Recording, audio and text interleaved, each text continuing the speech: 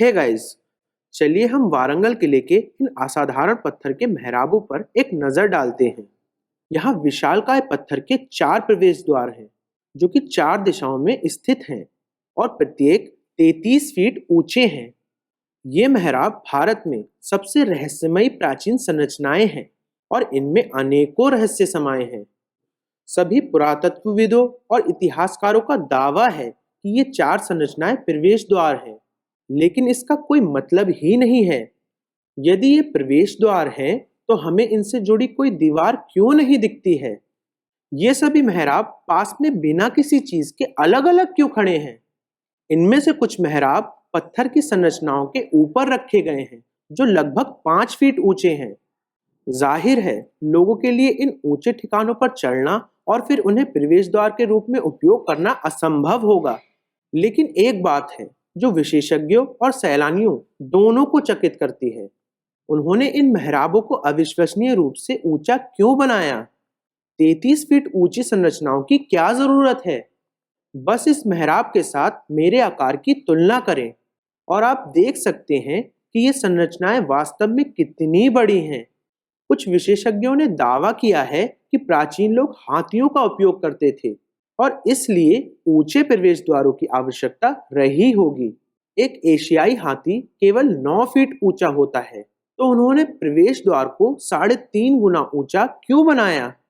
इन अविश्वसनीय संरचनाओं का निर्माण किसने किया था? वारंगल किले का यह सबसे बड़ा रहस्य है। कोई नहीं जानता कि इन संरचनाओं को किसने बनाया। यह स्थल अविश्वसनीय पत्थर की संरचनाओं से भरा हुआ है और मैंने पहले ही आपको एक अलग वीडियो में उत्तम मशीन से बने लिंगम को दिखाया है।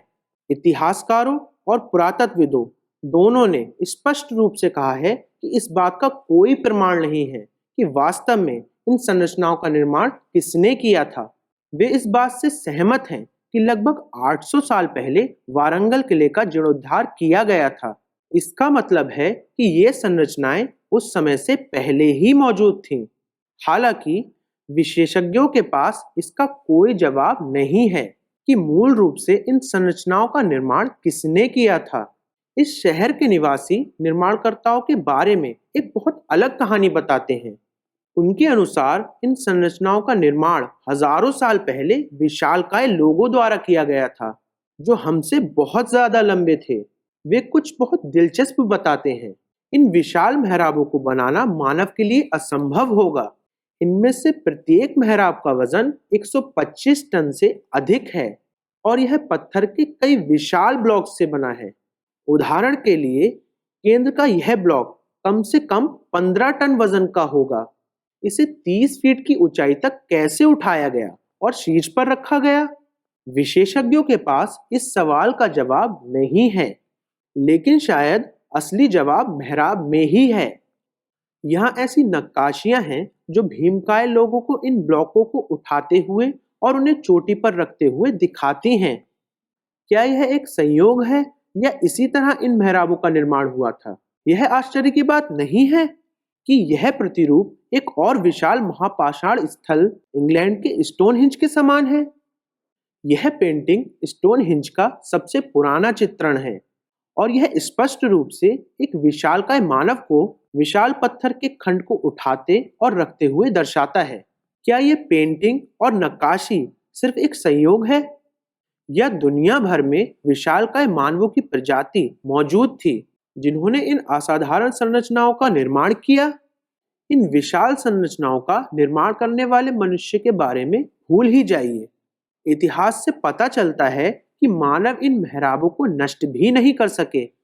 1310 में शासक अलाउद्दीन खिलजी के एक सैन्य कमांडर ने इन मेहराबों को नष्ट करने का प्रयास किया था, जबकि वह बाकी संरचनाओं को नष्ट करने में सक्षम हुआ। ये 4 मेहराब अपने स्थान पर बरकरार हैं। आप यहाँ उनके असफल प्रयासों के प्रमाण देख सकते हैं। उन्होंने महसूस किया कि ये मेहराब बस मानव हाथों का उपयोग करके नष्ट करने के लिए बहुत बड़े थे। यदि ये संरचनाएं मानव द्वारा नष्ट किए जाने के लिए बहुत बड़ी हैं, तो क्या यह भी संभव है कि वे इंसानों द्वारा बनाए जाने के लिए भी बहुत बड़ी हैं?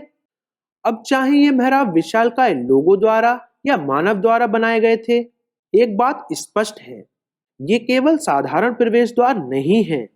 उनका उपयोग कुछ अन्य उन्नत वैज्ञानिक उद्देश्यों के लिए भी किया गया था। लेकिन यह समझने के लिए हमें सूरज को देखना होगा। मैं इस बारे में अपने अगले वीडियो में बात करूंगा। कृपया इस वीडियो को अपने दोस्तों के साथ शेयर करें। मैं प्रवीण मोहन, वीडियो देखने के लिए बहुत बहुत धन्यवाद। सब्सक्राइब करना ना भूलें और सभी अपडेट्स पाने के लिए घंटी के बटन को भी क्लिक करें। कृपया इस वीडियो को लाइक करें और मैं आपसे जल्द ही बात करूंगा। बाय।